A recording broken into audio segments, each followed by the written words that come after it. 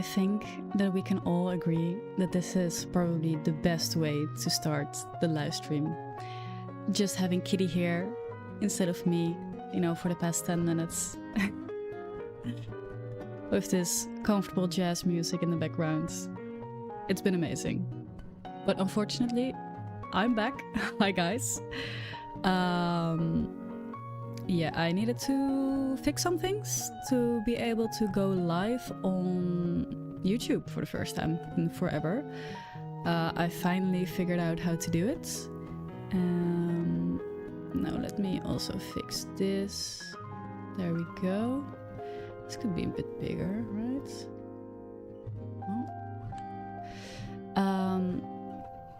So yeah, thank you for being patient and waiting while I was fixing all of this in the background.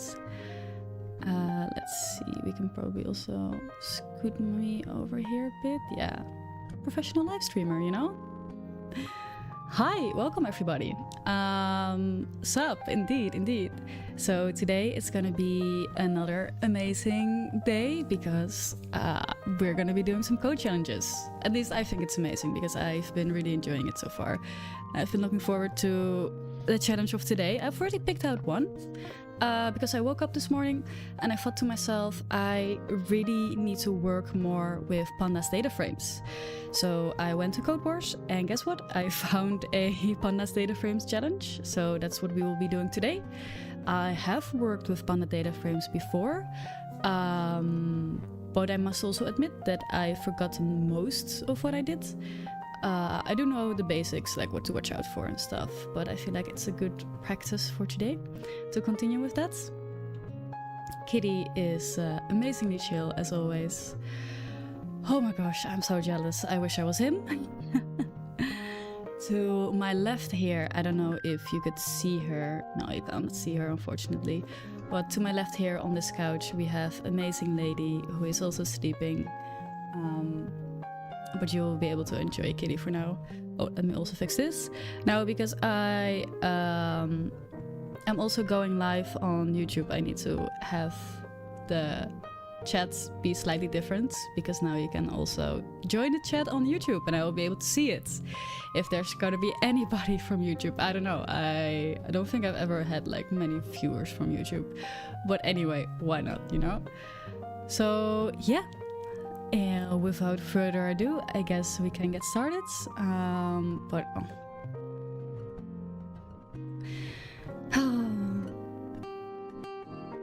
Yeah, I just adore him so much. He's so cute, like this. He's amazing. But unfortunately for us, we'll actually have to be doing something. I guess this would make the stream a bit more interesting.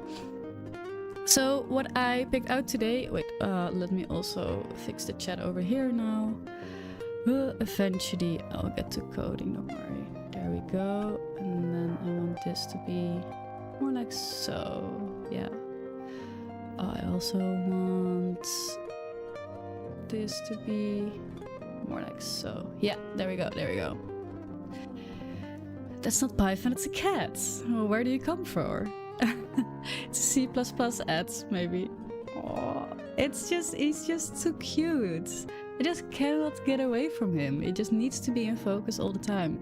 Maybe I'll just, you know, add my screen with the actual Python script, just like as tiny as I am right now in frame, so you can just basically enjoy Kitty. That would probably be the best for all of us.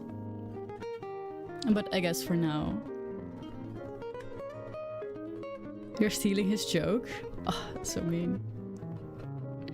So, the challenge that I picked out for today, I'm sorry by the way, I realized that my so was maybe a bit too harsh. I see now on my sound panel. Anyway, max from 2 common data frames. So we will be having 2 data frame objects. For anybody who doesn't know, I feel like everybody would know, but maybe a quick refresh. In Python, we have Pandas data frame, which is a very well-known package or library. I don't know what's the difference actually between package and library.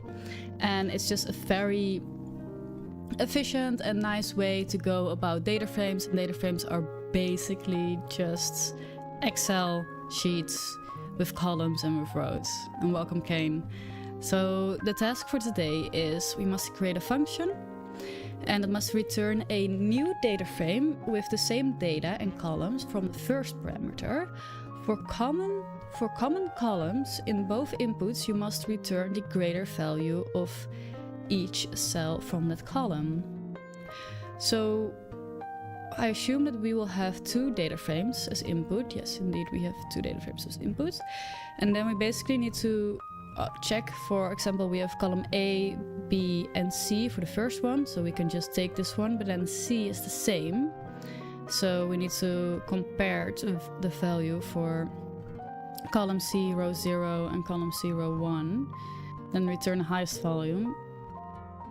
value, and then append all the rest of the columns. Oh, no. It should be the same as the first one. Okay, so the output's only A, B, and C. So we can then skip D and E. Oh, now I see that C and B is also in the wrong order. Oh my gosh, it's gonna be so much more difficult. You must not modify the original input, so we must create a new data frame with the new values in there, and the inputs will never be empty. The number rows of both inputs will always be the same. Okay, that's nice. So we will never have to be working with empty values. That's amazing. And there's a little hint to use Pandas method. I mean, is it really a hint that you need to be given at this level of programming? Because I feel like everybody would know this, right? To just use Pandas built-in functions. Anyway, let me copy this in my amazing little Jupyter notebook so that we have a nice overview for anybody who is joining, so that they are able to just get what we're doing. And welcome to Unexplicitist. Welcome. Hi, Surai. Surai, I hope I pronounced it right. Welcome, everybody. I guess I will put my end of the code right here. And let's see, I think that this is gonna turn out to be a beautiful little markdown. There we go. Yes. So... okay, you cannot read this full line here because there's a little cat in front of it, so let me fix that for you. So this makes it a bit more readable. Okay, this is the task for today, or for now. Let's think what to do. I guess what to do first, what I always forget, is let's click on train in Code Wars, so we actually get the function that we need to create. So let's start there, and let's also, oh my gosh, the cats, it's just, oh, so damn cute. Okay, back to the code. I want to also call the function and then input these two data frames. Let me think for a second, because I think then, yeah, okay, this is the way that we will supply the input. So let's already do that so we can go straight into testing when we have to. So we have a data frame A and a data frame B, and then we call the function most common. I'm gonna supply it with the parameters data frame A as well as data frame B. Okay. Import pandas SPD. Yes, that's already there. Okay, I think we can then get started. That's nice. Okay, so it's been a while, like I said, for me to be working with pandas, so I am not very much up to date with all the methods and functions that we can use. I guess they're all methods, they're not functions. So let's see where to start.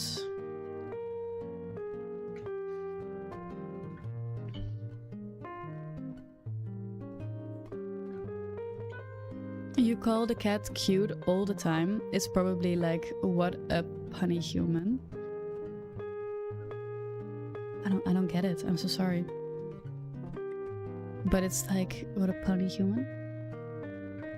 I'm so sorry. I don't get it. For the code, what we probably want is to have a df output, which is just going to be a pandas data frame. I not know if we want to create it already or fit it in later. One-sided love, I mean. I mean, isn't it with most animals? At least for cats, that it's basically just one-sided love from the human side, indeed. But I do like to think, you know, whenever I come up to him when he's lying like this and we have eye contact and I reach out my hand to him, he already starts purring. I do like to think that he actually, you know, likes having me there. But who knows? You never know. It's probably just because I give them food.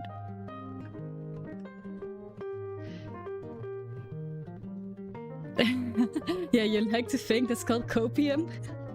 That's a nice one. Yeah, that's a nice one. Okay,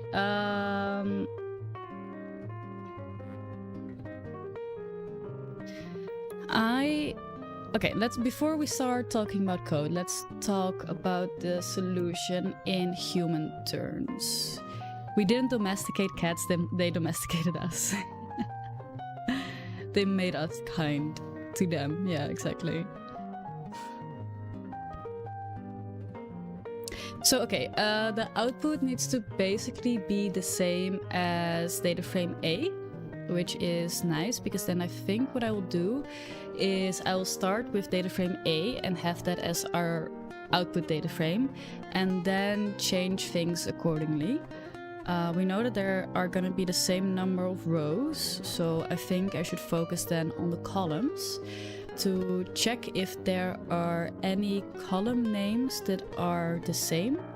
So probably what I want to do is I want to get all of the column names from A and all of the column names from B, and then check to see if there's anything similar. If that's the case, then I probably want to save that in a list so that when I am going to loop over the first data frame A, I will only need to target the specific columns that are similar.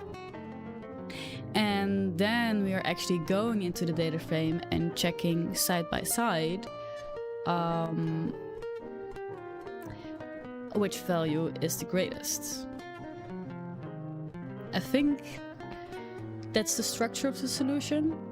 So getting all the column names, looking at similarities between column names, populating a list with the similar column names, and then I don't want to go in with a for loop to just go over that specific column name for data frame A. The reason that I don't want to just do that is because I think there's probably going to be a neat little function or method in Pandas that would take care of some of that for us. Because if I remember this correctly, you basically don't really want to use for loops for Pandas data frames because you don't have to. Because the library is better than that, as it is supposed to be working with a lot of data, and then looping through it is not the best solution usually.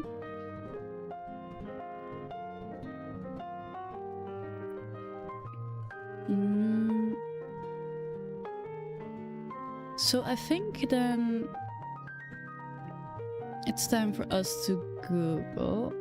First, to start off with the beginning, Python pandas get column names. That's df columns. Okay, that's nice. Let's go for this. So probably before I even want to get to the output, I just want to get to find the similar column names. And we do that by df, I will just call it A columns is going to be dfa.columns.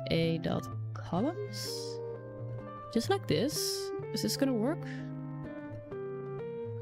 Let's check out the source.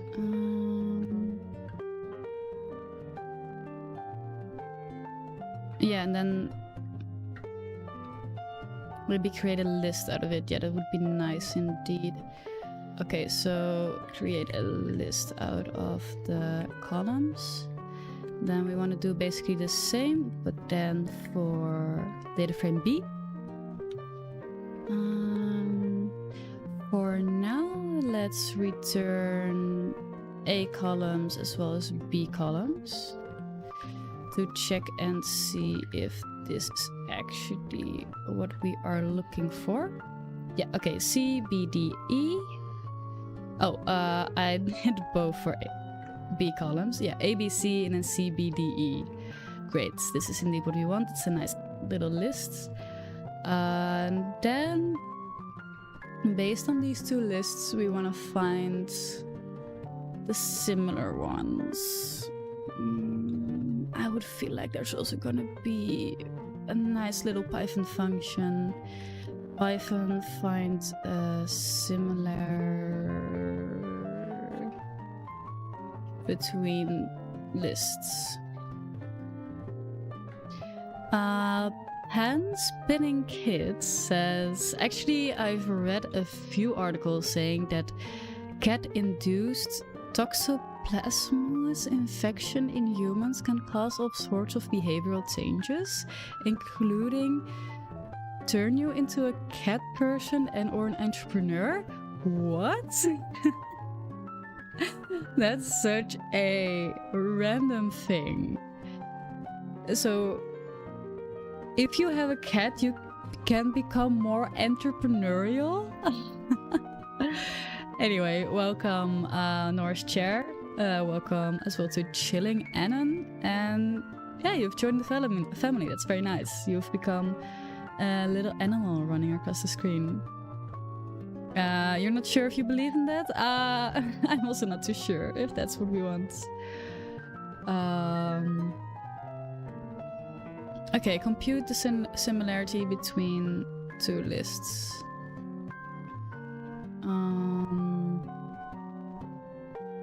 It's not the sort that we're looking for. Let's see if they mention anything. Reduce, map. Why can I not just like find the answer? No, set is also, I don't think. Then compare the sets using the equality operator.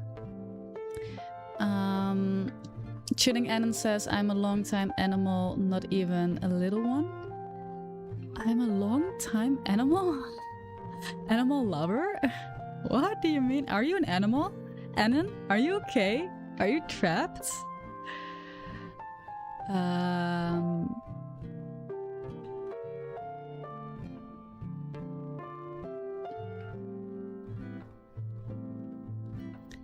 Okay. I'm not necessarily finding the answer on the first go. Caught in 4K? What happened? I mean, I do see... Oh, from Anon. Yep, not even human. Oh, I bet you feel very at home here with cats, with Kitty, but unfortunately he has turned his back on us.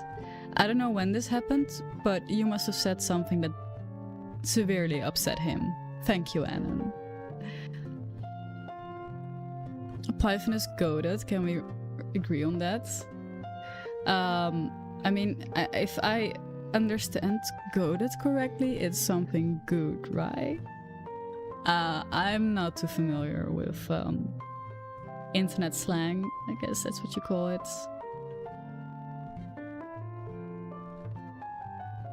Oh, this is not what I'm looking for. I just want to find similar items.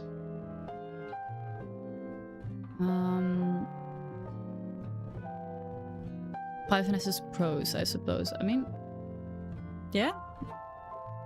I can't say much about it because I have not really tried many different languages. I wish I would have just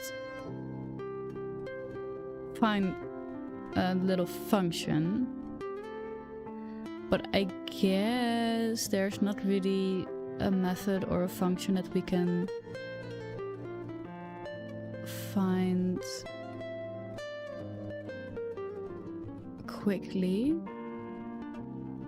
Welcome to Arjun boy. I'm glad you've been enjoying yourself so far.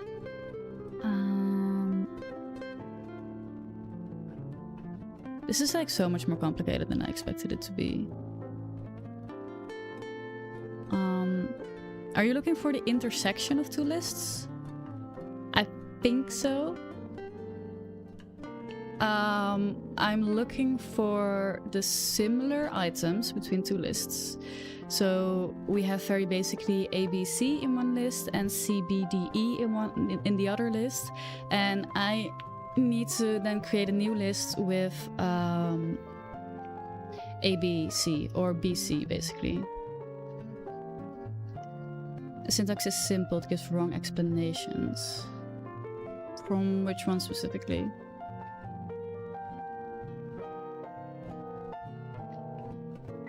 So yeah, I was just hoping to find like a nice little method to do it for us, but so far online I haven't found anything yet. It's mostly just with integers, and these are of course strings. So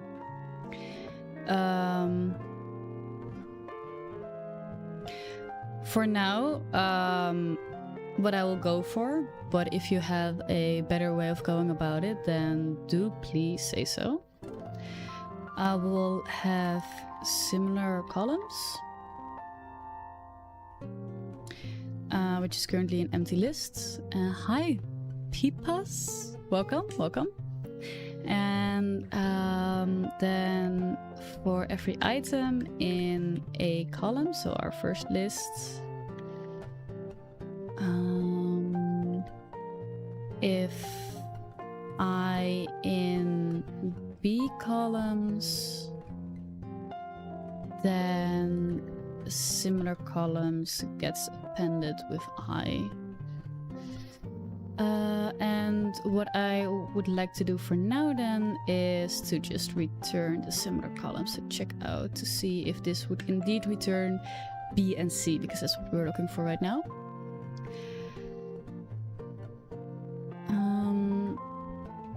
You should do something like set list 1 and then intersection list 2.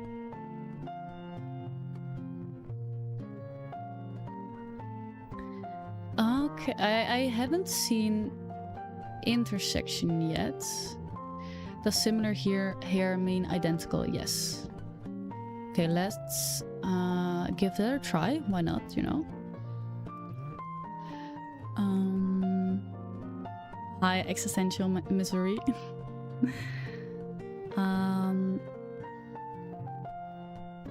This is also going to be commented out, and then for our similar columns, you're saying create a set of the first list A columns and then use the intersection method with the second list.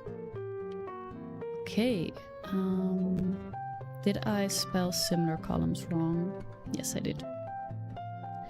Ah, interesting.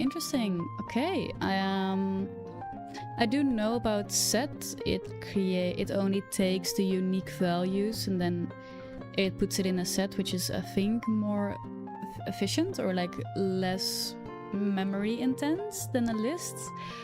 Not so sure about that, but then the intersection, I've never seen that before. It gives you back a set, so you might need to turn it back into a list. That depends. I don't know yet exactly what I want to do with it. Python intersection. Let's look up and see what this is actually doing. Yeah, okay, so you do need to do it on a set. That's why I probably did it on a set instead of a list. The intersection method returns a set that contains a similarity between two or more sets. Nice.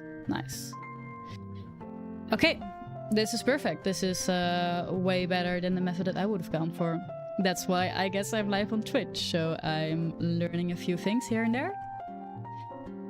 Okay, so we've right now got a sets with the similar columns. Now, what's next?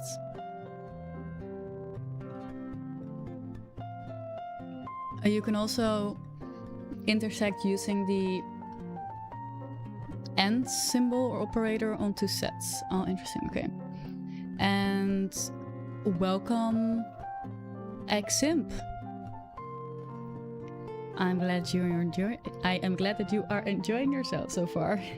It's the thing that I always say, but it's still honestly true, you know. So the goal here is to change the columns that are similar between the two data frames. So now we have found the similar columns between the two data frames. And the next step would be to change the values according for these columns. And then what we want is to have the greater value out of these floats. Now, what I was talking about a little while ago was to use the for loops, where I would then take for all the columns in dataset A, I want to change the values, but I don't want to use for loops with data frames because I think we don't have to use for loops in data frames. I think that's going to be a more efficient way to go about it. But I also don't know what exactly, so allow me to Google. But then the question becomes, what exactly am I looking for?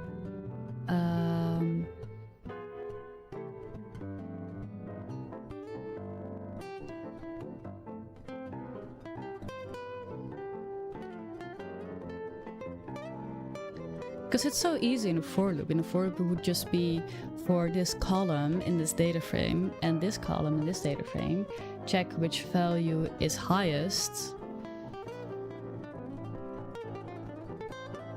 and then get that value and put it in a new data frame.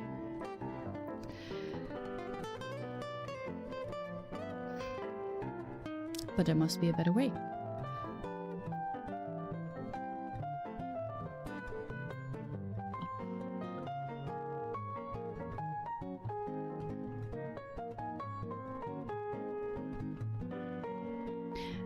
I understand what you mean, but I also want to check out if there's a better way. Okay, let me just Google pandas data frame compare to columns.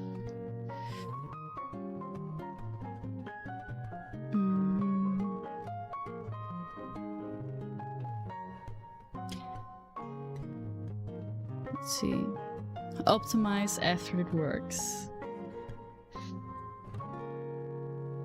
Yeah. Oh, you have the... Oh, this is NumPy. NumPy.where.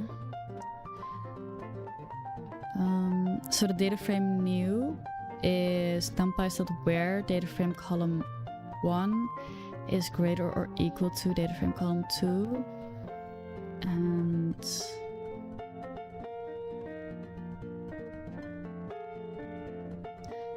Huh.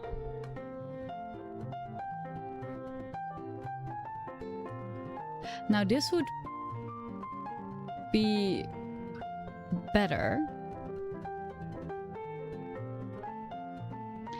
because that would be only one for loop if I were to use this.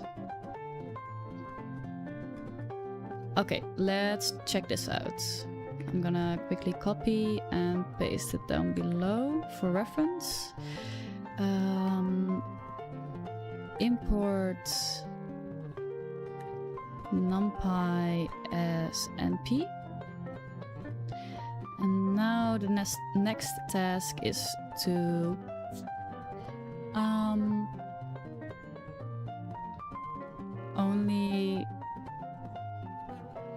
only get the highest value. But we need to save data frame A to a new data frame. So df output is going to be df A. Sure. I can also just give you the quick link so you can fully read it yourself. But basically what we need to do is we have 2 data frames and we need to take the first data frame and everything that's similar in the second data frame, we need to find the similarity first and then take the greater value and put it into the first data frame.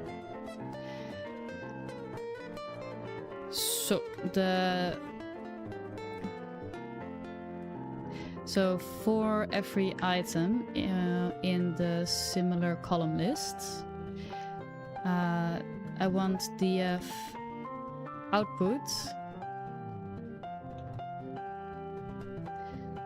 column I guess would be np numpy.where and then df.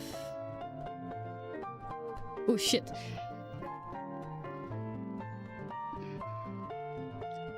Now that I'm thinking about it, what we want is for it to be the largest. But this is only putting it in there. Oh yeah, if it's... No, okay, I think it would still work. So where df A column that's I that we're right now in is fuck. So if we want to get the largest value and we currently have data frame A in there, we want the values to be replaced where data frame B is larger.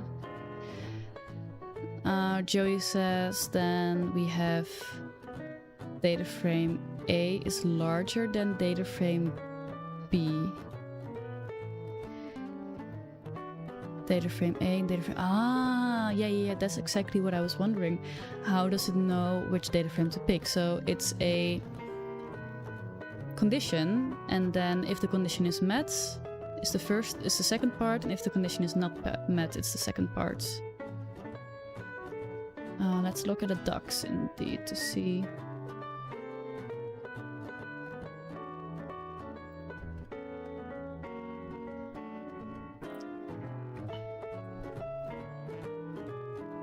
Yeah, they don't give actual arguments here. I'll just go off of what you have right now, Joey, and see if that would work. So indeed, if data frame A is bigger than data frame B, what we want to happen is for it to use the data frame A value, and if that's not the case, we want it to use the data frame B value, like so. Let's check if that's working.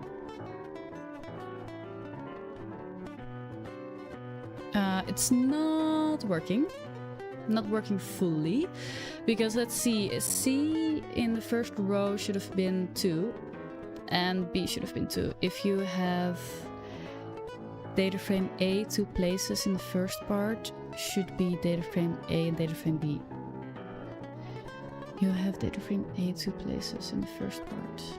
Oh, no, you're absolutely right. In the condition, yes, thanks, that saves me a lot. Yeah, and now it's exactly what we need it to be. Amazing.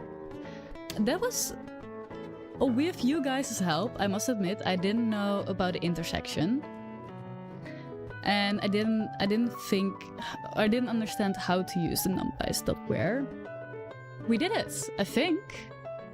At least it looks like we got what we needed to get, so that's nice.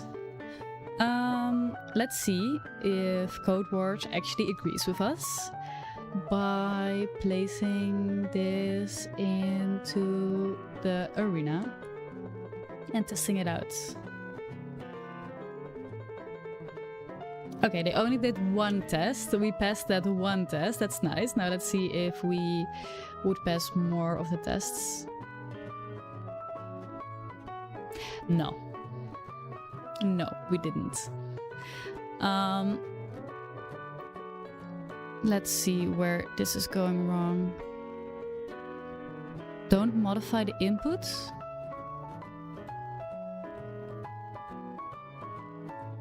I don't think we're modifying the input, right? We are saving data frame A to be data frame output.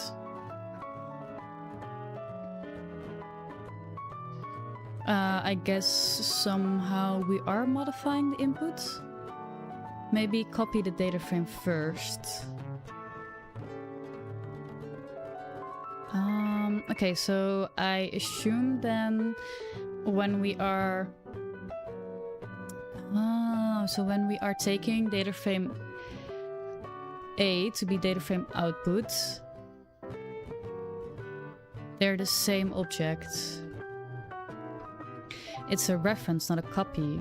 Data frame A gets overwritten. Interesting. Okay, good to know, good to know. So then it should be a simple fix as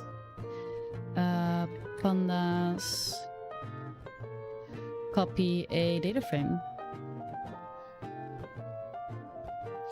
That would then just be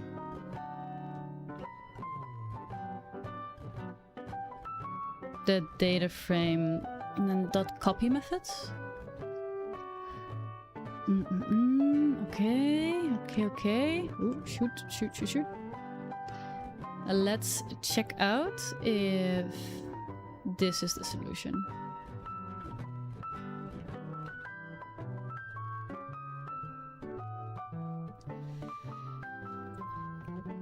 Nice. It's always nice when the problem that you're running into is just an easy fix and you have about 3 people telling you what the fix is, which is also incredibly nice, I must admit. Thank you all. And welcome to Last Kept Secrets. I guess it's similar to the Best Kept Secrets, which is actually a festival in the Netherlands. You can use the built-in function ID in Python to check if 2 variables refer to the same object. ID will give an object identifying number. Really? That's something quite interesting. Okay, let's check it out. If I do ID for data frame A, I get a number. And if I then do an ID for data frame outputs, which is not something that's actually saved, so I will just do data frame B, I get a slightly different number. Nice, I didn't know that it was there. Great. And welcome to Ethel Wolf. I'll call you Wolfie, okay? Great. Something new that I've learned. If you just check the ID, you know if it's the same object still or if it's different objects. Great. So straightforward. Python is so straightforward.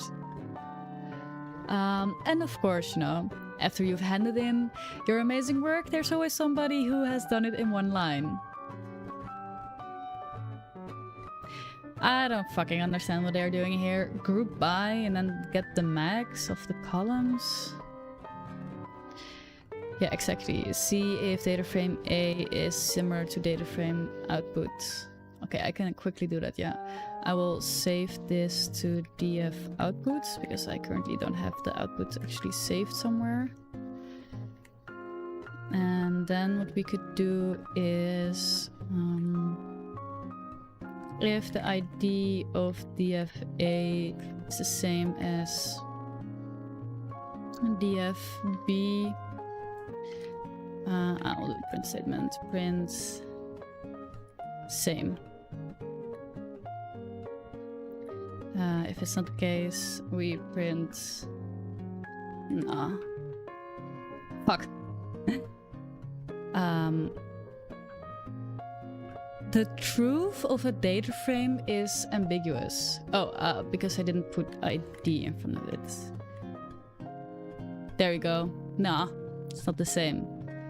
Wait, should have been df output. Df output is not defined. Oh wait, I need to run this again. There we go.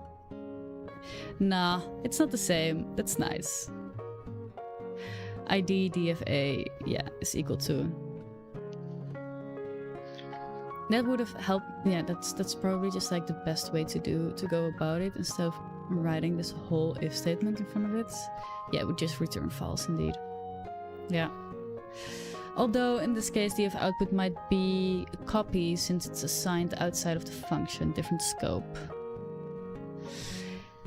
Yeah, but it would work if I had it inside my function. At least I understand the purpose of ID, and I'm probably gonna use it quite a bit more when it comes to indeed data frames or strings, because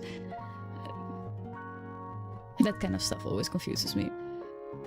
The truth of a data frame is ambiguous, actually is a backhanded dig at all science. I found it quite an odd statement indeed.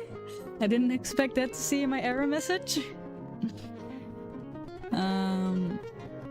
The equivalent should be dfa is df output, yeah. Okay, then I think we can already move on to the second challenge. Now, usually they don't go this fast, but we've been rocking them. I've only done one. But there was another one that's kind of similar.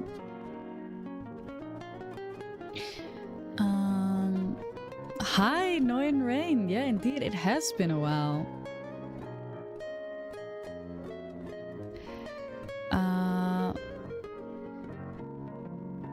I'm glad you're enjoying yourself, Suraj. Okay, but I did at some point see. Yeah, I don't know if I'm gonna get into it now, but I do think there's a difference between using the word is and having the double equal sign. At some point in my code I had an error, and when I did the double equal sign it did work. So I don't fully understand what the difference is, but I do think there's a slight difference.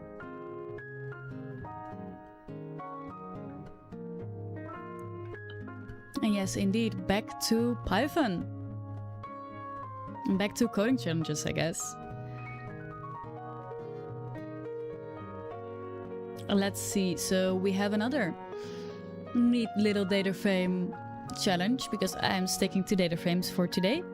Tomorrow I guess we can do something else, but I should get those pandas data frames down at some point. Grimjoy says the double equal sign, the value is equivalent test, and the is the object identity test.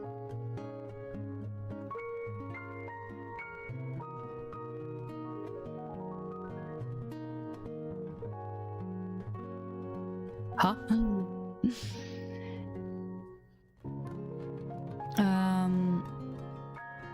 Is compares the IDs and double equals compares the value. Oh, okay, yeah. So the double equal compares the values and the is word compares the IDs. Interesting. Huh, never really thought about that. It can get very complicated, I guess. Let's see, for this challenge, what we have in front of us here is we will get a data frame object and a target column. And the task is you must return a new data frame object with the same column as the original input. However, the targeted column has in some of its cells a list instead of a single element, and then you must transform each element of a list-like cell to a row. The input will never be empty, and you must not modify the original. The target column will always be one of the data frame columns.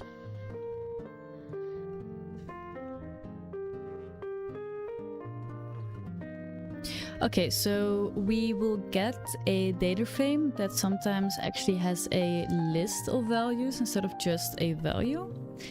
And then what we want is to create new rows based on the elements in those lists. And then we only need to look at the specified column.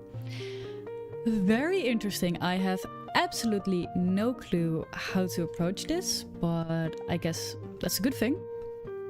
That means that there's definitely something to learn, at least for me. Wait, no, I want to create a markdown first, so you can all read through it.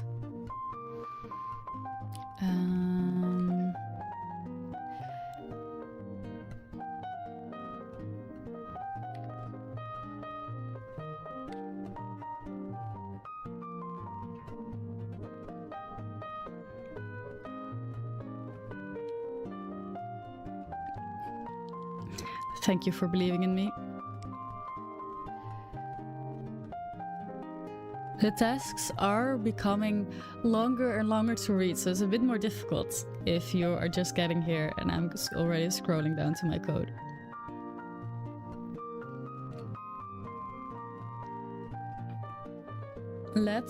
I just dropped a little bit of my drink on my keyboard, that's so annoying. I don't have a towel with me here.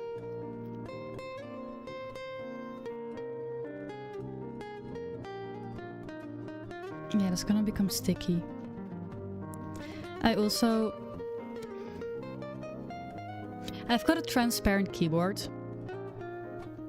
And I think it looks like that one of the droplets of my drink that just dropped went inside one of my keys.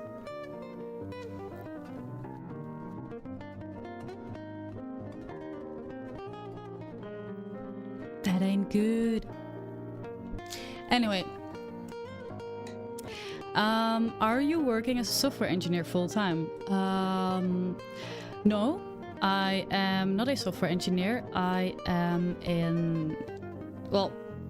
sort of an AI developer to some degree. Not fully. Long story, but... and I also don't work full-time. Otherwise I don't have enough time for streaming, I guess.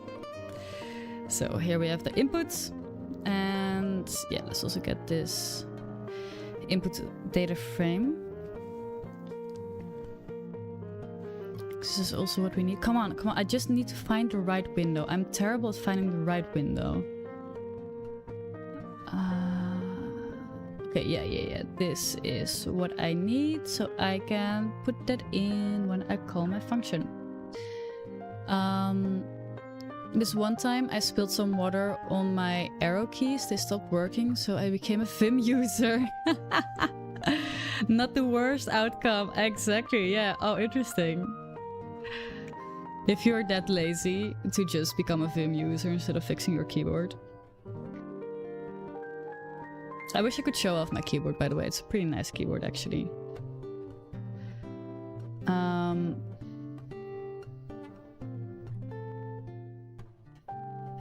Wait.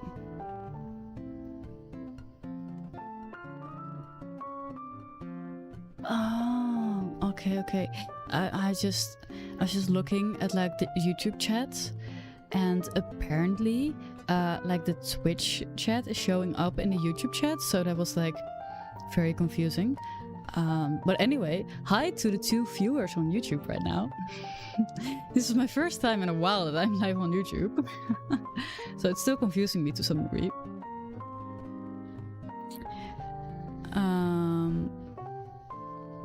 Which tech path is more interesting to work in? Full stack development versus data science? That's a completely different career path that you're talking about. Hi YouTube. Yeah. I'm sorry. I'm getting distracted now. I should close down. I do not need 2 chats. 1 chat is distracting enough. I want to call my function. Yeah, I'm in data science myself, so I guess I would support data science, but if it depends on what you're actually looking for. I would say if you're looking to make more money, go for full stack. Full stack will be more difficult, it will be more challenging than working in data. Data is a lot more basic, I feel like, a lot more straightforward, but so that would be the easier option in my opinion. But yeah, that's just based on somebody who only has experience in data science anyway, so take it with a grain of salt.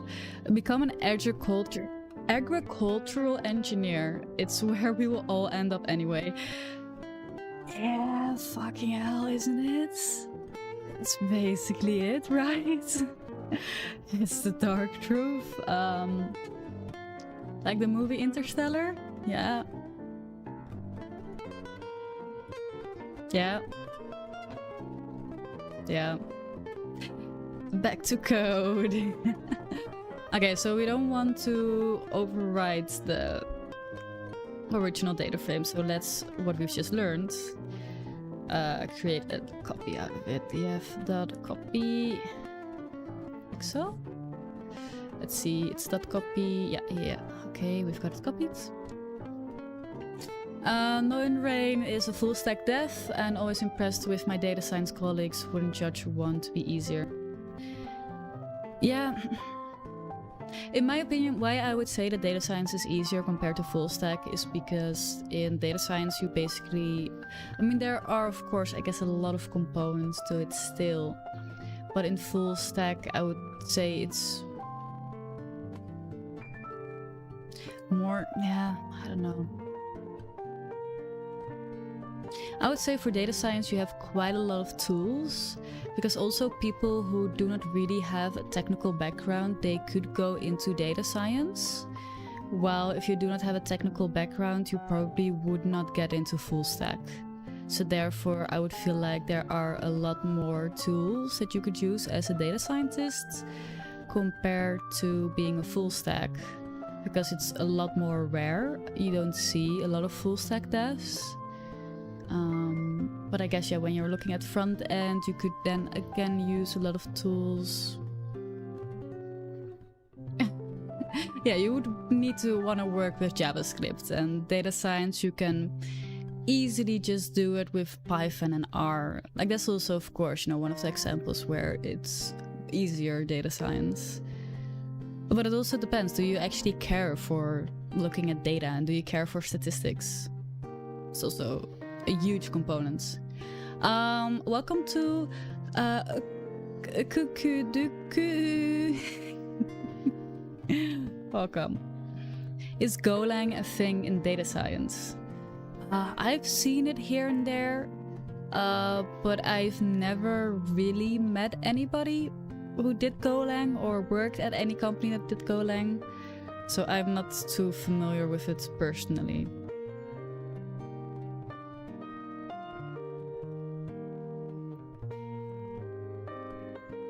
Is salary difference more between full stack dev and data scientist? I would say full stack is way more, because it's rarer to find a good full stack developer compared to a good data scientist. In my opinion, of course. Now, let me give you the context that I don't know that much about it. I am still young, especially when it comes to this industry, so my experience is very limited. The boss doesn't know what you do either way, but with full stack he will pretend to listen to you and then still insist to work on his deadline, and in data science he will accept your deadline because he thinks it's more voodoo. Interesting take. Okay, back to the code. So fuck, what? how are we gonna solve this? It's a bit more difficult because, okay, so now we have everything set up. We have our target column, but now that we have the target column, we can go into our newly created df output and then a target column like so.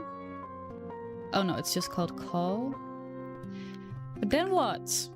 Because basically what we need to do is there are actual lists in the target column, and we need to create new rows out of the values in the lists. I have so no clue how to approach this. So what I will do is look at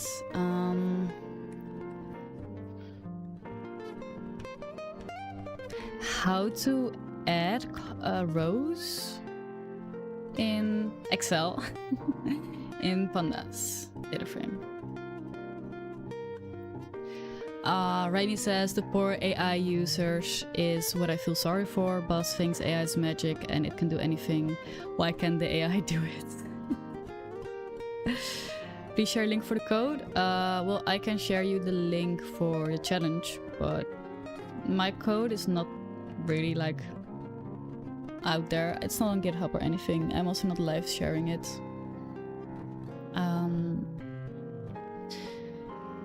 Yeah, it's unfortunate how little people actually understand AI, because it's such a big thing, such a buzzword. But yeah, most people don't also care enough to get to know it, and it's quite complicated, I guess. It's not something that you would just be able to understand within a 5-minute explanation, you know?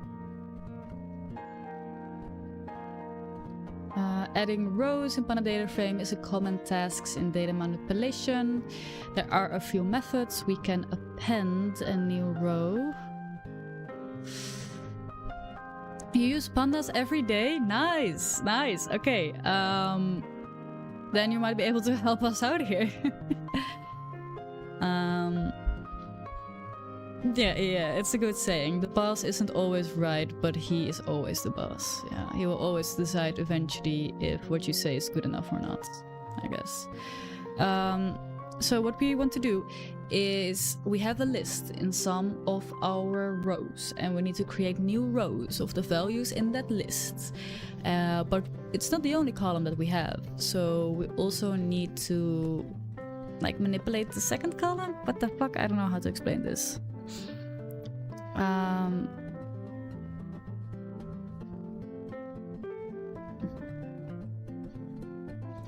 Yeah, but it does need to be like at the good index, I guess.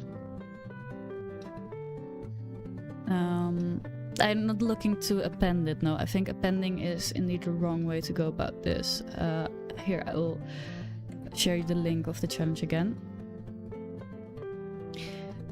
My favorite TV series? Oh gosh, I don't know.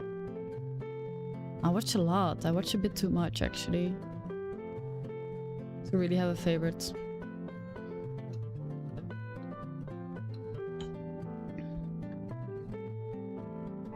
I would say a good one to recommend. Oh my god, there are so many. There are too many. There are too many. Okay, what if we don't want to use Concat? Silicon Valley, HBO? Well, if you're talking about HBO, then I would recommend, of course, Chernobyl, which is a great one. What else is on HBO? I think The Terror is on HBO. Just watch the first season, though. Don't go for the second seasons. Silicon Valley, I don't remember exactly what it was. I'm sorry for getting distracted. I am curious now. It sounds interesting. Oh no, I don't know this one. The Terror season 1 is great indeed. Yeah, it's fucking amazing. It's a sitcom. I don't really watch sitcoms that much. Wait, if anybody is looking for something good to watch, first season of The Terror, fucking amazing. Like, really recommend it to everybody. It's fucking amazing. Game of Thrones. So the funny thing is, I watched the Game of Thrones. Like, I didn't watch it, but then I decided to watch it. So I watched everything within 2 weeks. And yeah, that literally amounts to sometimes even a season a day. The last season, so I didn't watch it on like the original, like I think it was on HBO. I didn't watch it there. I just watched it on, you know, somewhere else. I watched the last season, and I thought it was pretty okay. I didn't like mind it that much. Like, no, I didn't like found it incredible, but it was fine. And then I gave my opinion like this to somebody else, and they were like, "Oh, what do you mean? What did you think about this and this?" And I was like, "What are you talking about? Like that didn't happen." Apparently, what I was watching was like a fans edit of the last season of Game of Thrones, which did not include some of the scenes that were like terrible. So in the end, it was quite alright.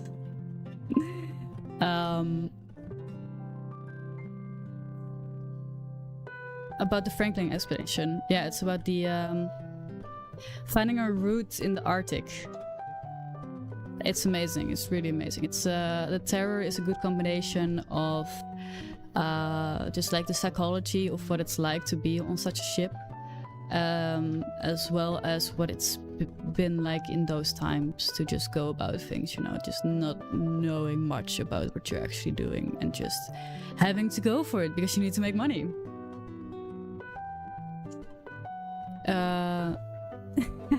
So the last season was 30 minutes long because that's all the good stuff. No, it was just like some scenes were cut out, you know, where like characters were portraying some like definite character flaws. They were just cut out. Yeah, it was quite alright then. Introverts go, welcome back, welcome back. Exactly, the Terror is also based on real events. Invertigo says, with the challenge, could you start with an empty data frame and append it to as you iterate over the lists in column A and B? Keep column B the same value. Fuck.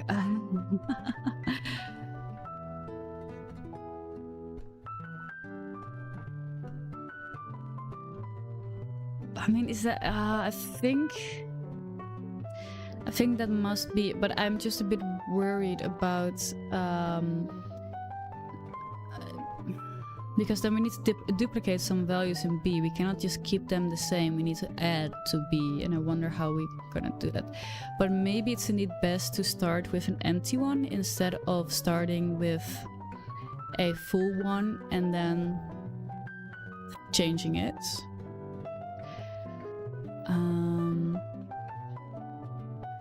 Never append rows to a data frame, only columns. Why limes or limey orange? I'm interested. Why? But yeah, it's a great story. The Terror. Just watch it now if you don't know what we're talking about. Is this my natural hair color? Yes, actually it is. Give me a minute while I get the cat cam and I'll actually put it back onto a cat. The cat is right now gone, but I have a second one, so I'll be back in 30 seconds with another cat.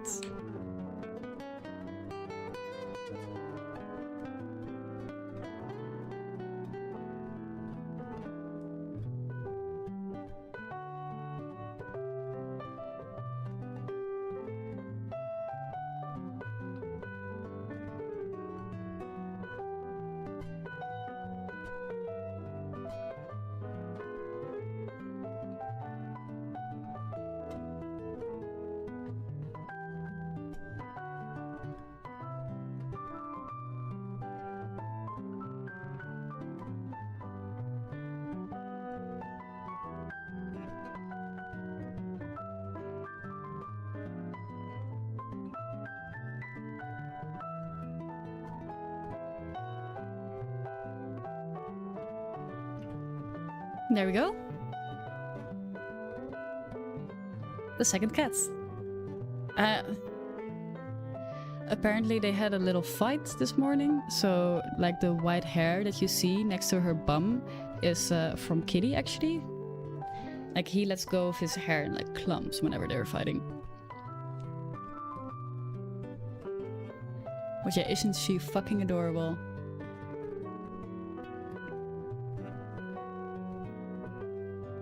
Yeah.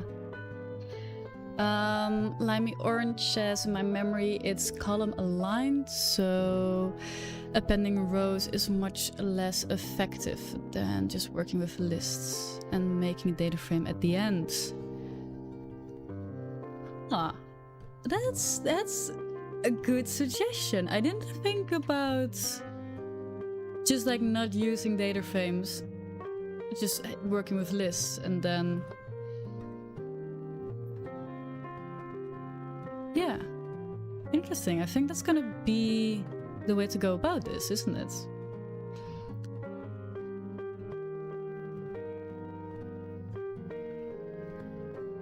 Yeah, you can append, but indeed, I think for pandas, you want to use most of the time the most efficient way to go about it. df to numpy, and then work with that. Interesting, I haven't seen that before. I'm so tempted, by the way, to pet her, because she's so fucking adorable, but I will just let her sleep for now. Yeah, can we just all appreciate, you know, how amazing she is. Sure, you can post a link. Hi Blaze Labs, welcome.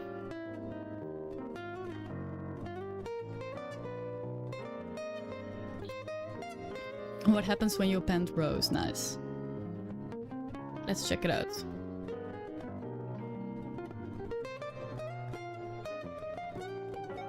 Huh.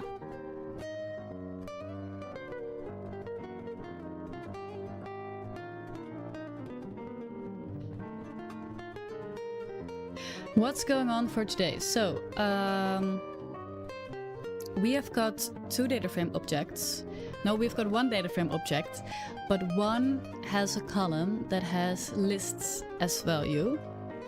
And we need to create more rows for, instead of having the lists, they will be new values and they're just gonna be new rows. Like here we have, we start with 1 and 2 in a list, but then we create 1 and 2 separate elements, separate rows in our data frame. But then for the second column, we only have 5 there. And then we will just like keep 5 the same for the 1 and the 2.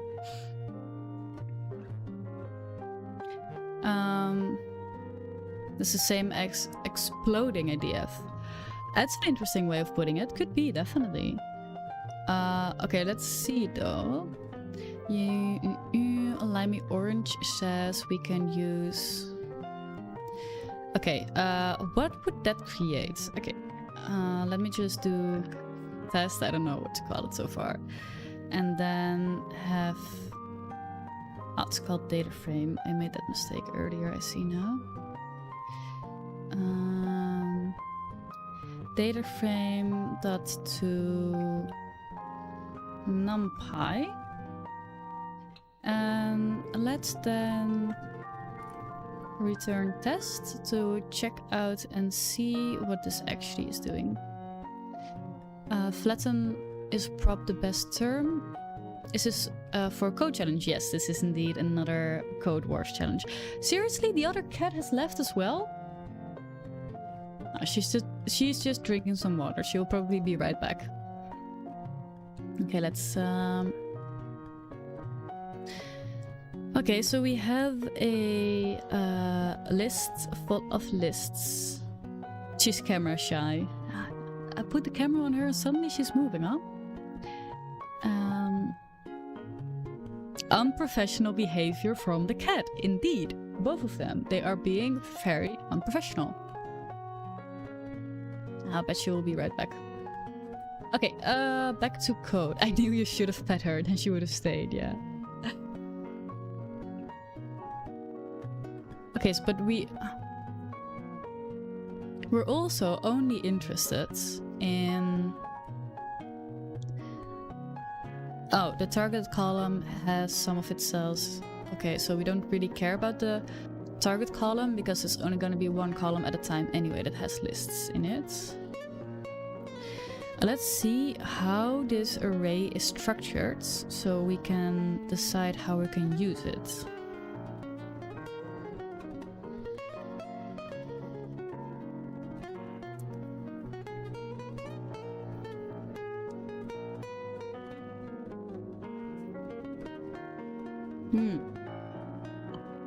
Okay, I think I understand now. So, every list in our list, okay, let's say every list in our array, we see that we have, it's basically a row.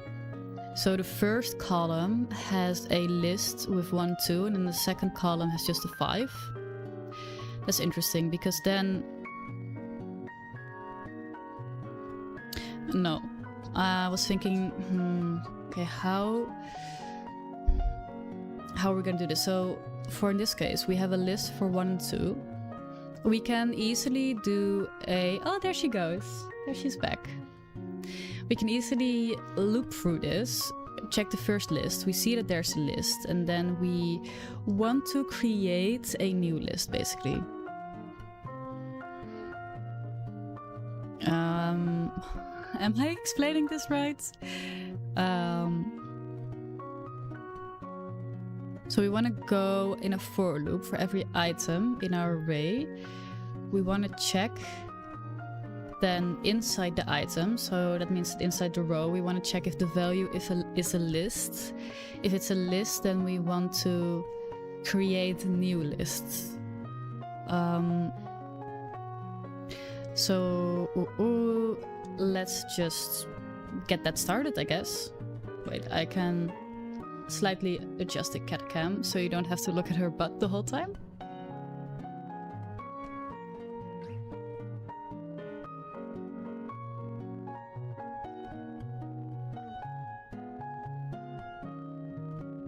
That's slightly better.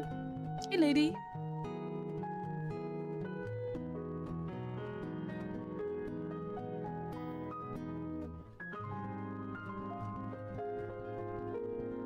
I guess she's not too happy with me. She's just pointing her back at me. Huh? What? Are you angry at me? What did I do wrong, huh? Just because I put a camera on you?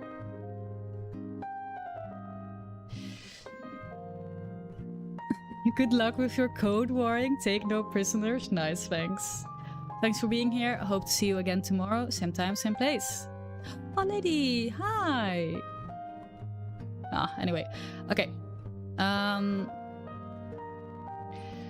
So this is called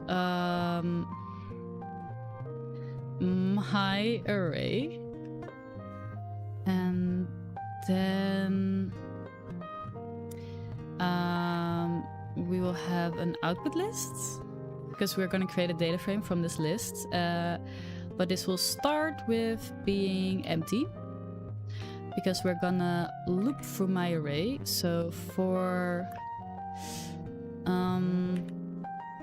the first item in my array, so I just want to specify that this is equal to the rows in the data frame, which is I1. I1 is equal to the rows in the data frame. So let's see. Okay, we got now the rows in the data frame, and then but we basically want to go through the item.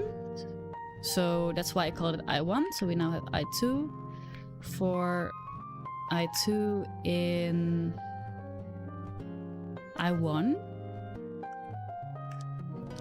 This should I always do the parentheses instead of the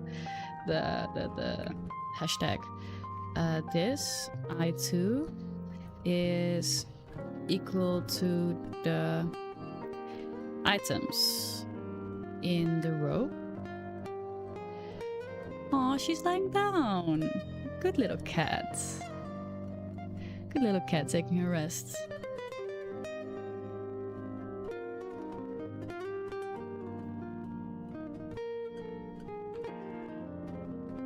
Remind me to clean the couch before I'm gonna go and lie down tonight, because gosh, it's looking terrible again. But you can definitely tell that this is her favorite spot to lie in, because it's always looking like this. I mean, I love her, but sometimes I just hate her. Why do you have to lose so much hair? It's like middle of the summer. Haven't you lost all of your hair already? Gosh. Okay, so let's see. So I want to check if it's a list. So we have the first item is the function of a list with then a 1 and a 2 in it. And what I will do is check if the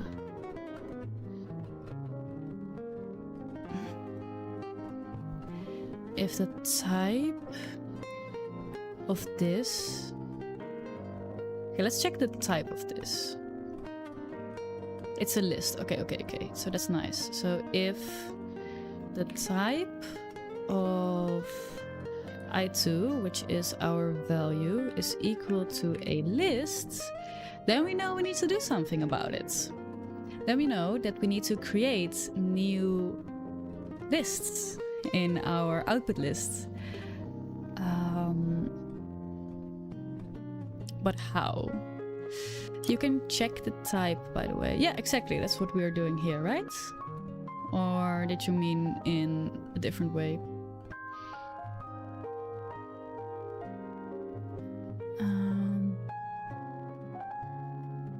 I meant in a different way. Oh, interesting. Well, in what way?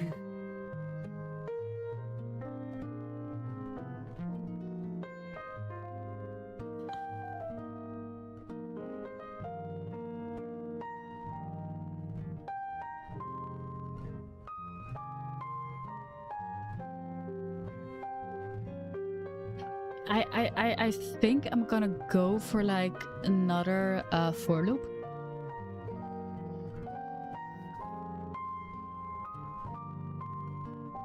Which is terrible, I'm afraid. But I also don't know how to go about this. Is instance. Oh, yeah.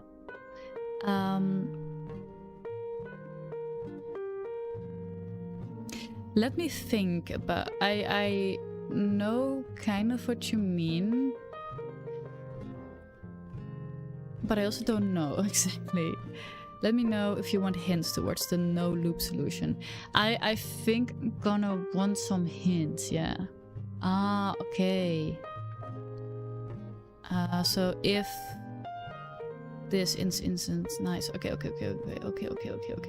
yeah. So if is instance I2 and then a list like this. Oh, that's looking so much better. Look up pandas function called explode. Are you telling me that we can just solve everything in just a function? I mean, it seems like it, because having a double for loop or triple for loop at this point, that's too much. More or less, yeah. Usually I feel like a single for loop is fine. Double for loop, you are stretching your imagination. And a triple for loop, you're going too far. You should go back and figure out another way to go about this. Okay, pandas explode. And welcome to, let's see your name. Liz Glow Arts? Liz Glow Arts. Welcome. I'm glad you're enjoying yourself. You can to NumPy with columns in pandas to avoid it. I mean, we are using the to NumPy.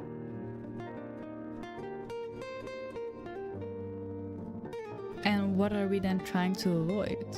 The double for loops. Yeah, but that's the entire data frame. Oh. Oh.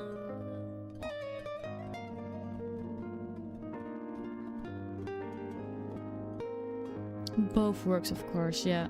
Okay, let me first check out the pandas data frame explode functionality. Transform each element of a list like to a row, replicating index values. But you dislike nested loops, then doing it column-wise might look better. Yeah, I think nested loops is just not... It's not professional enough, I guess. So the columns, the data frame explode. The columns to explode for multiple columns. Specify returns. Okay. Let's see. They are using it here.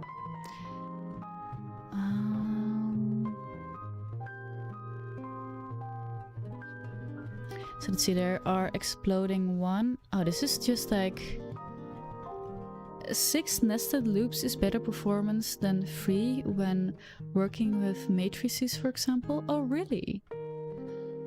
Oh, I've never really thought about it like that. Is it because you're then going on a per item basis instead of just like multiple items at a single time? I also don't feel like I understand how that would work.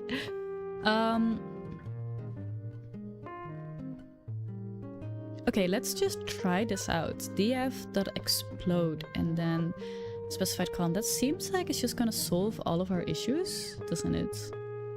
Okay,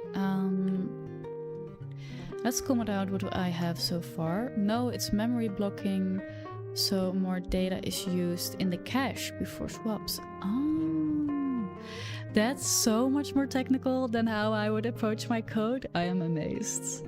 I'm interested, Limey Orange, if you feel like you want to share. What is your profession? Like, why do you know so much about it? That's kind of my question, I guess. df output is gonna be, is this the way to go about it?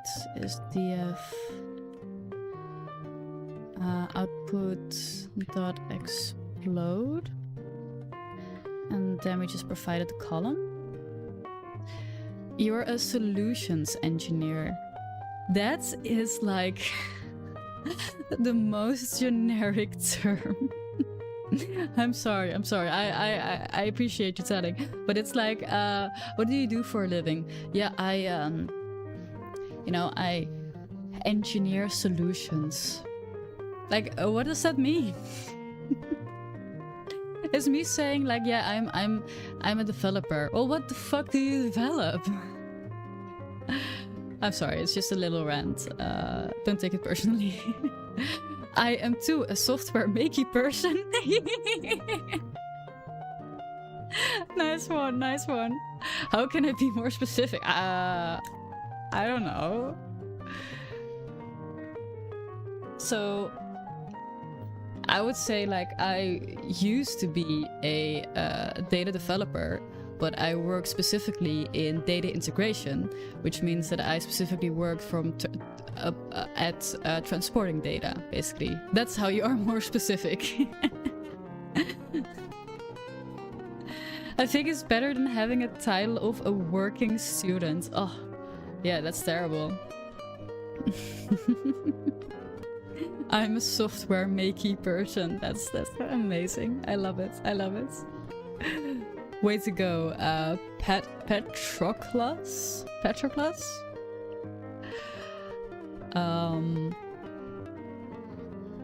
Okay, let's see if this is working.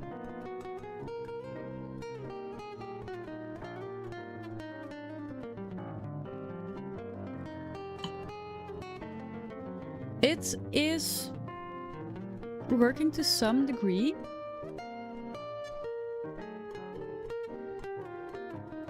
Okay, so the index is not completely correct, but everything else looks to be perfect. But I think there's the easy solution of fuck, what's it called? Pandas reset index while performing.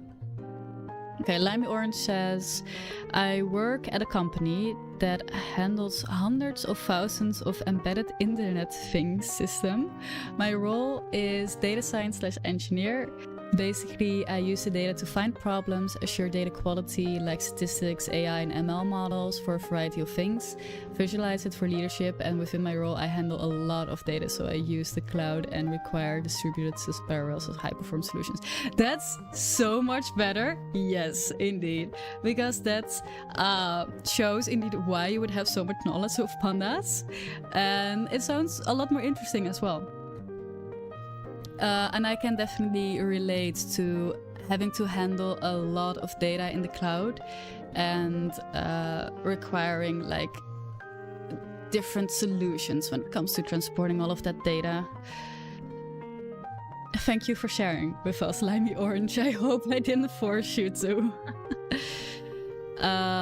In this case, leveraging Python's built-in loops like Explode will usually be faster than writing loops in Python. Pandas uses NumPy, which is mostly implemented in C, so it has fast built-in loops with many use cases. Yeah, I did forget about it, but indeed, usually when you use Pandas, you are using some kind of NumPys as well.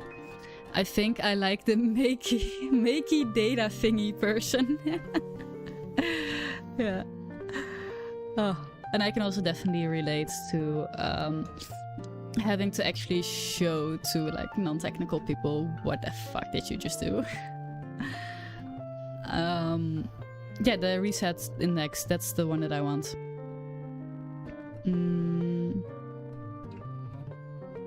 I swear to God, I look at my code and I just think to myself, did I actually write this? And yes, I did write this like 5 minutes ago. Just completely forgetting about it. Reset index. I think like so it should work.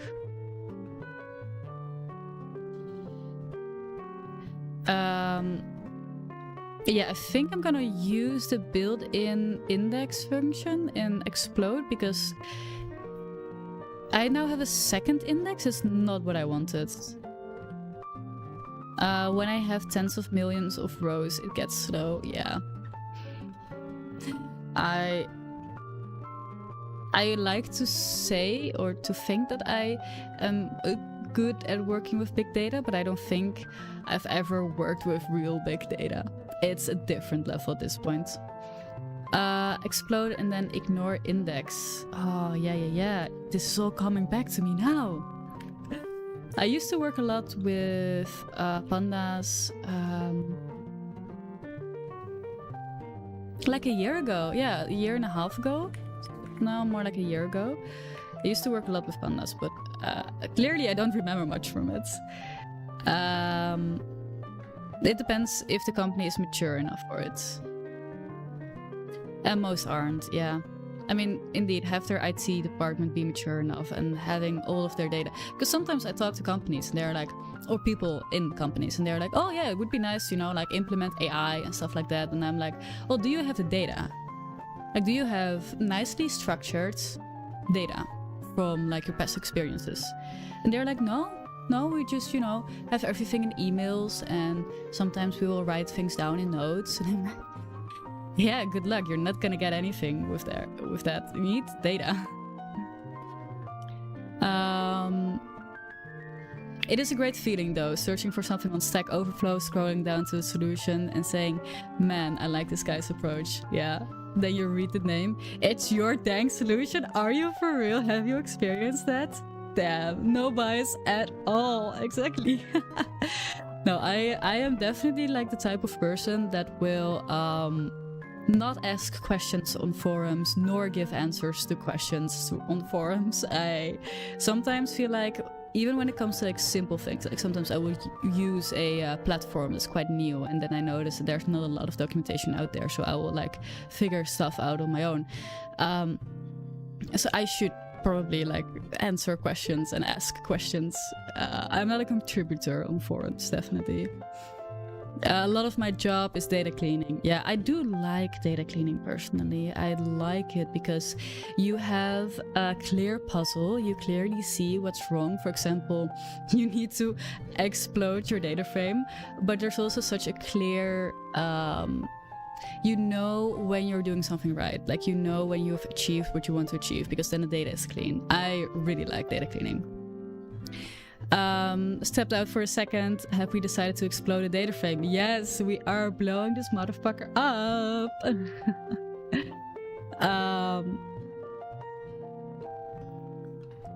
We are yapping. We are kind of yapping. Yeah. Pylang, what inspired the name? It reminds me of something, but I don't really remember what. Anyway, I think this is actually the solution. I'm gonna guess he likes Python. How?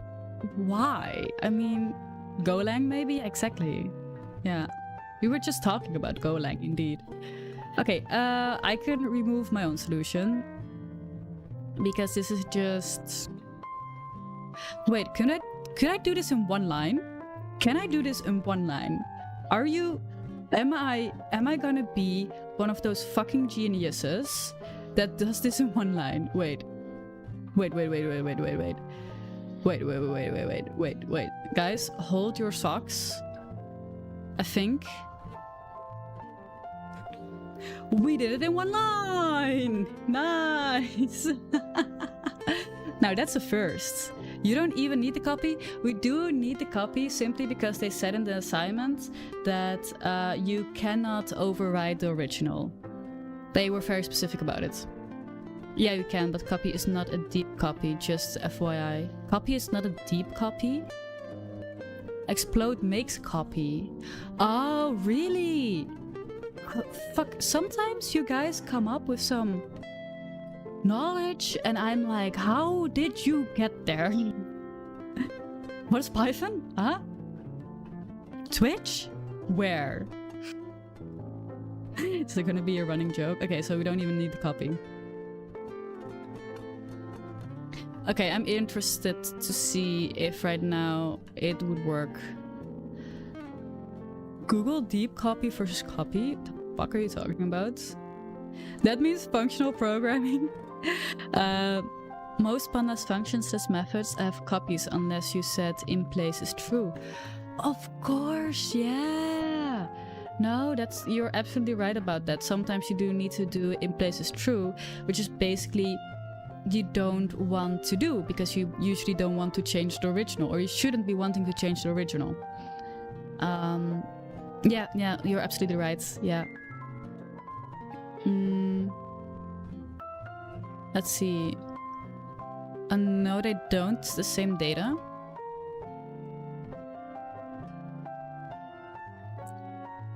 Yeah, okay. If you have a data frame and do a new data frame, df call is greater than 2, then the new data frame is a part of the original data frame. In this case, I've already tested the solution. I know I'm right. That's a flex. That's a flex. So if you change something in new df, you change df too.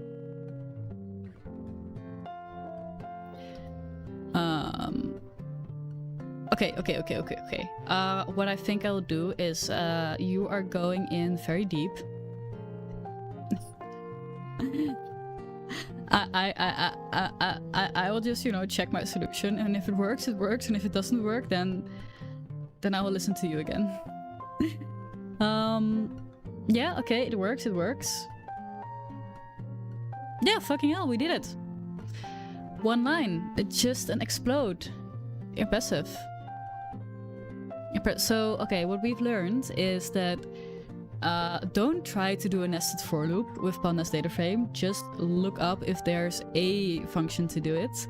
And most functions, or at least this function, it will create a copy because in place is false.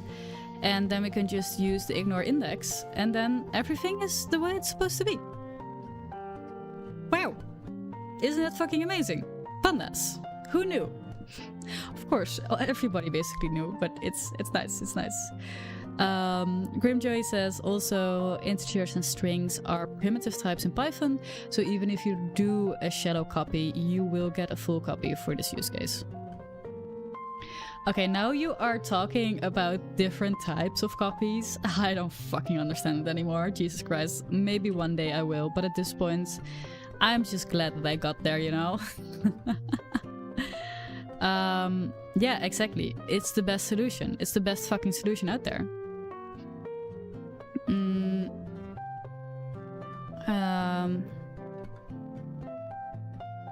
Explode is post Pandas 1.0. Let's see. It doesn't actually. Oh yeah, it's new in version. Yeah, it's post Pandas 1.0 indeed. Yeah. Okay. Let's see. It's only been 1.5 hours, so I do think I have enough time for another coding challenge. Let's see, do I have... No, my potion is done. It's gone, so that's unfortunate. So I'll be running on fumes.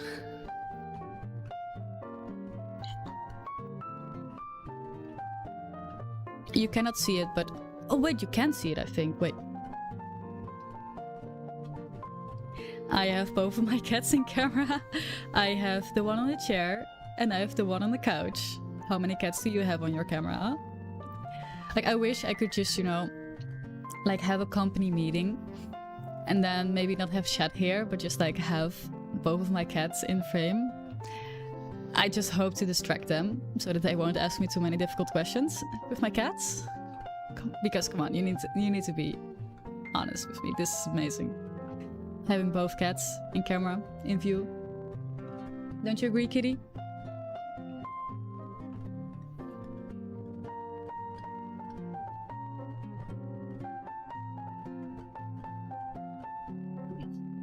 Yeah.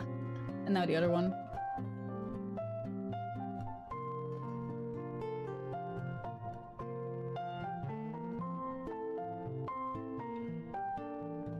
Fucking adorable.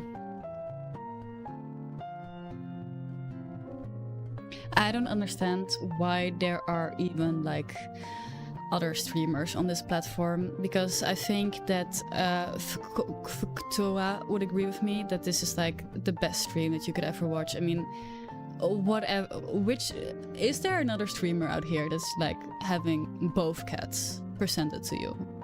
There's nothing better than this. This is not even an argument. This is the best live stream ever. Everybody should watch this.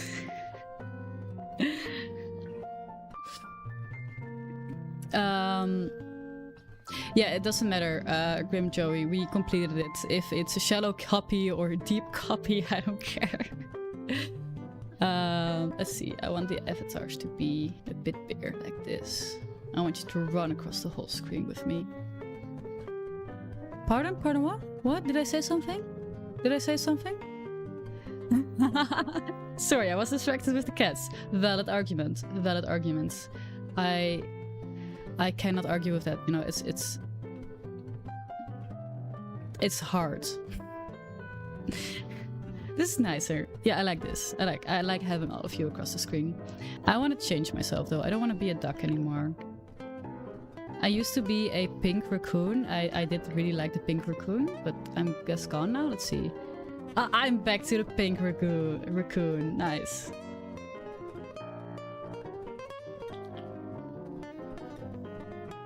Just ignore panda warnings. Made life easier. Exactly, Kamas. Hi, by the way, Kamas. Nice to see you again. Unfortunately, I do think that we have to do another challenge somewhat. I mean, I'm fine with just staying like this, but I'm afraid that, you know, this is a programming stream, so we should do another programming challenge.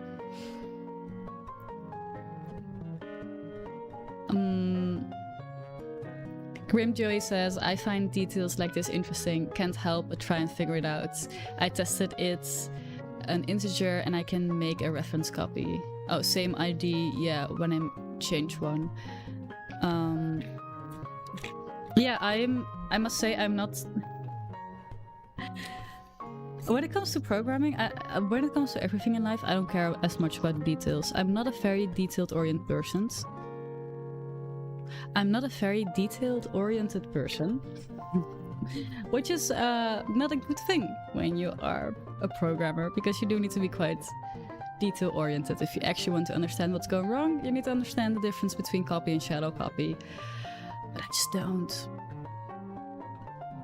I just don't.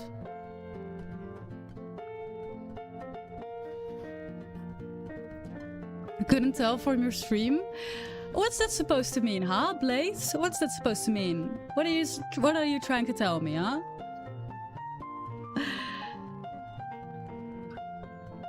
Okay.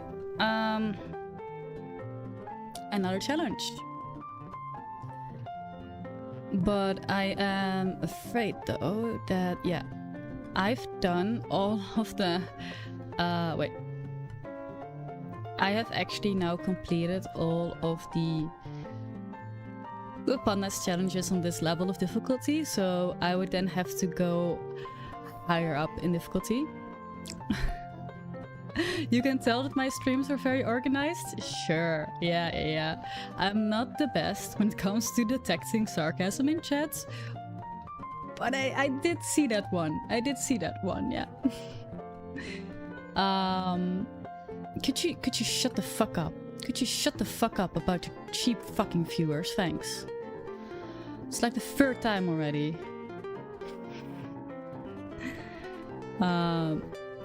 Organize is just corporate for OCD. I don't have that. Cheap people in chat. Exactly. Okay. I'm afraid I will have to go to a higher level. So actually... No, wait, there's nothing on data frames on... Like... Really?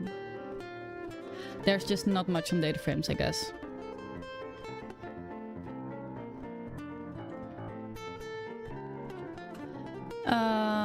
Well then, instead of going to data frames, I'll have to go to a different category.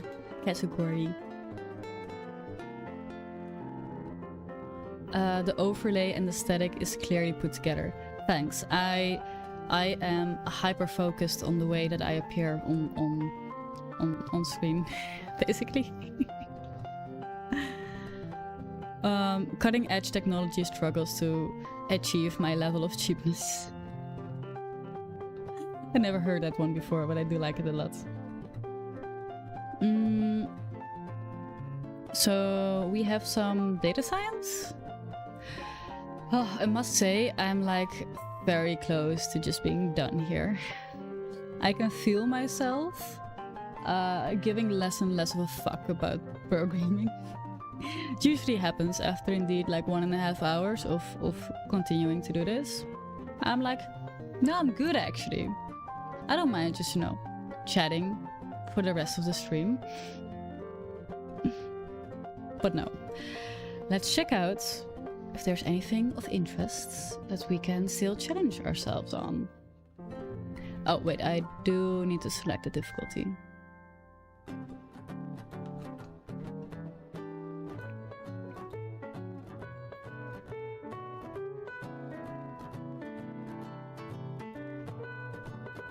The 5 love languages. Now that sounds interesting. Approaching the Belmer Peak? What's the Belmer Peak?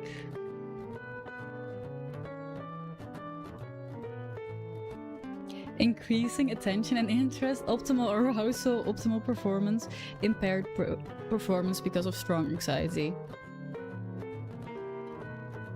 Nice? Also kind of strange. I never heard of it before. What is this graph? Programming skills and blood alcohol concentration? What? Is this something I'm supposed to understand? Wait,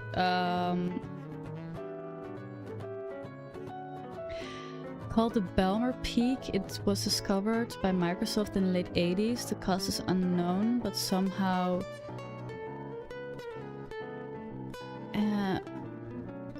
BA between converse superhuman programming ability. However, it's a delicate effect requiring careful calibration. You can't just give a team of coders a year's supply of whiskey and tell them to get cracking. Has that ever happened? Remember Windows Me and you... What? Is this a thing? Is this a thing? Hi, Vernier. Can you tell if this is a thing?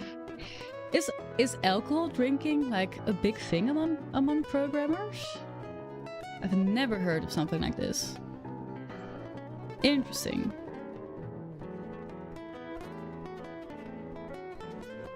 The strange strength of whiskey. Huh? Well, okay, and it's just a meme. Okay. Okay? Are we alright? Are we okay, guys? Guys, is this just a meme?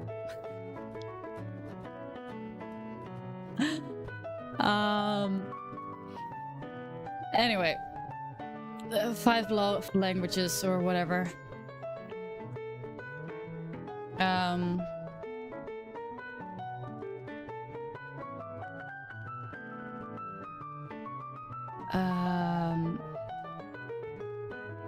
Okay, let's ask, because I'm not gonna bore you about relationship stuff. Unfortunately, your relationship, my relationship, apparently is getting worse lately. Lady, what the fuck did you tell them? Why are you exposing our relationship like that? After a long discussion with your partner, you agreed to give yourself a few weeks to improve it, otherwise you will split up. Where are you gonna live? What do you think, lady? You have nothing.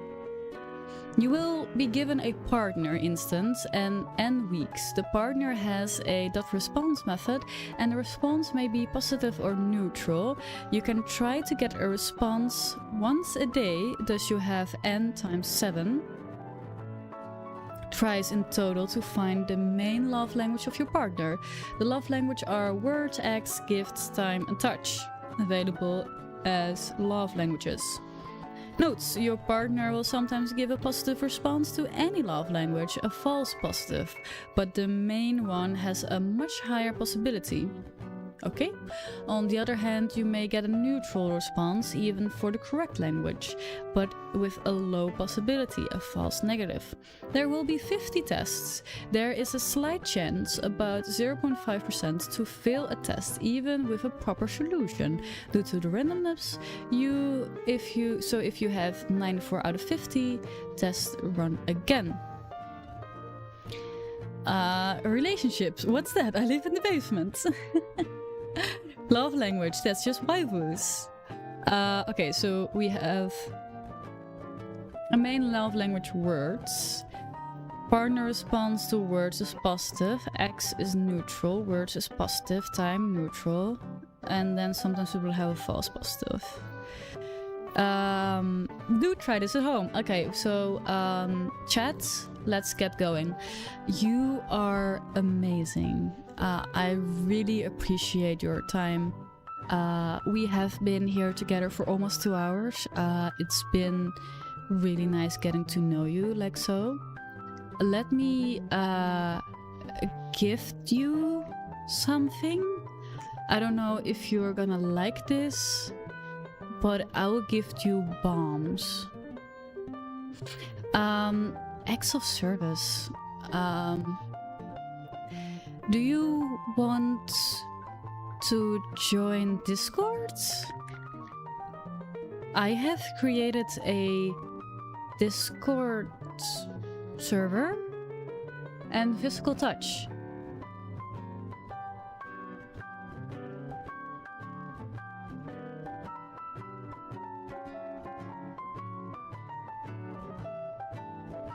Is this what you want? Have we approved our relationship, chat? According to Gary Chapman, we have. Come back next week for more.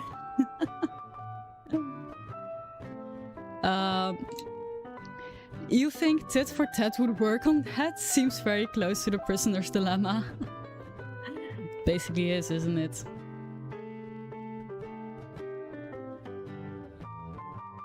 Okay, what the fuck are we supposed to do? I don't really understand.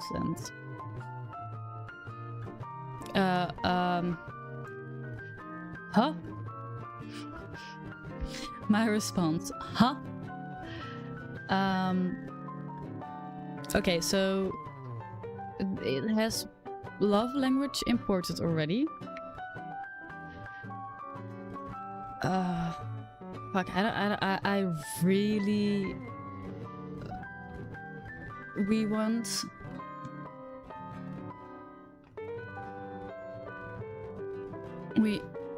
Okay.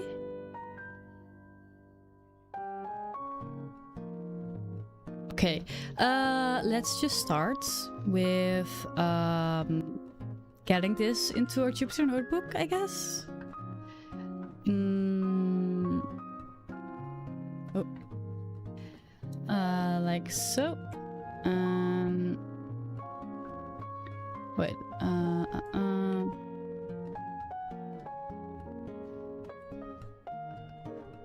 So, like so. And then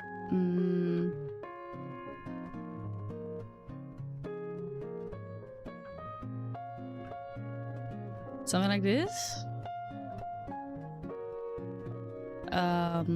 So we basically want to understand the love language of our partner by deducting information from their responses. Yeah, so it's building a very simple algorithm, I think. Let me just do a little pip install of Reloaded.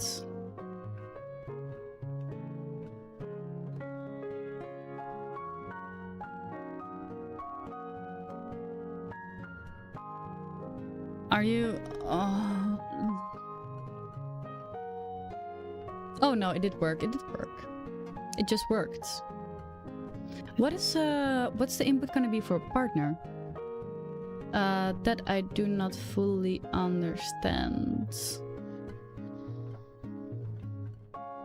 Your partner has a dot response method. And the dot response will be positive or neutral. Not negative, which I guess is nice.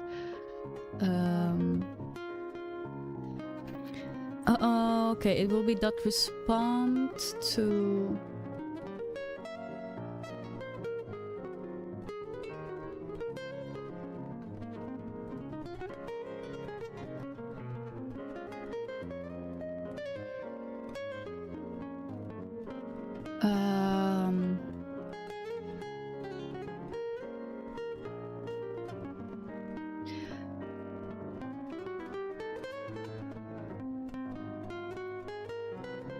So, okay, I'm just thinking,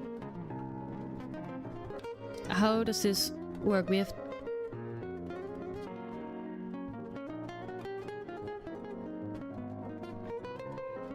Is my brain broken, or am I not the only one that doesn't fully understand how this works? So we need to use partner, but partner is not something, and then we use dot response, which is built in, or that's not what we're making. If I do this code word, will it help me find a girlfriend? I think you would have to read its book. I think instead of programming, you would have to actually read a book if you want to get a girlfriend. You know what? We have weeks times 7 to call partner response method with different arguments. I think what I'm gonna do here is I'm gonna keep this one for tomorrow, because it's an interesting challenge, but it's definitely a challenge, and I'm not gonna be able to solve this within half an hour, and I am getting slightly hungry. I'm getting slightly tired. It's going to the 2-hour mark of streaming, so I think I'm gonna keep it here for today. Wait. Let's go here. So you can... You know, like this. Yeah. So you can enjoy gatekeeping the cheat codes. Yeah. I think, yeah, I will then raid you guys out. I will also indeed see you tomorrow again. It's gonna be the same time, the same place. And then we're gonna try to solve this kata. Hi, Petro. I'm just gonna call you Petro. I'm glad that you have enjoyed yourself, and I guess this means that I will be seeing you back again tomorrow. I'm just quickly copying and pasting the link to the kata so that I will still have it tomorrow. Yeah, guys, thanks for everything. Thanks for being here. Thanks for the chats. It's been amazing again. I've definitely learned a lot about Pandas data frame, and tomorrow let's dive a bit deeper into the algorithms. I am gonna rate you out, so if we have any suggestions to whom, then they are very much welcome. Thank you for calling my stream fun, I guess. We have... Oh yeah, the white... she is also in software and game development. Let's go over to her.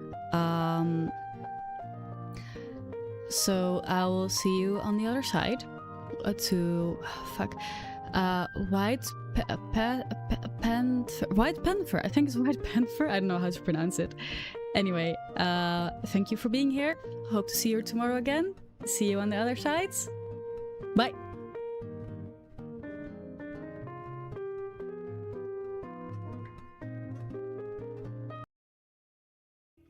Attribute name. Oh, it's because I wrote something wrong. Yeah. We got another raid from Nora. Welcome in. Shout out. And clip. Somebody else is doing that.